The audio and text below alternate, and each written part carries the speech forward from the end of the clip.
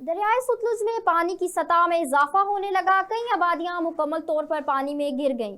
साहुका और जमलेरा की बड़ी आबादियों को खतरा लाहक हो गया। पानी का बहाव तेजी से आबादियों की जानिब बढ़ने लगा।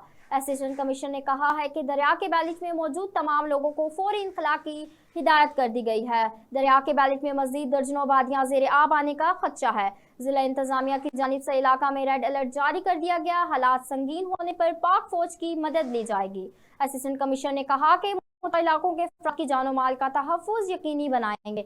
वाज़ेह रहे कि भारत ने मई में जंगी सूरत हाल के बाद पाकिस्तान से दूसरा बाकायदा राब्ता किया और दरियाए सतलुज में मजीद पानी छोड़ने की इत्तला दी है।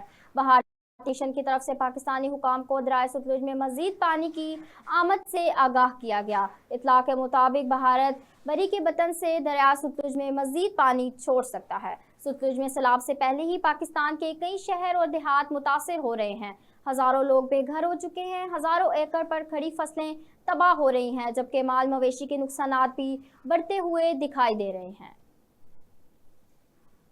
अब तक के लिए इतना ही। देखते रहिए B42 न्यूज़।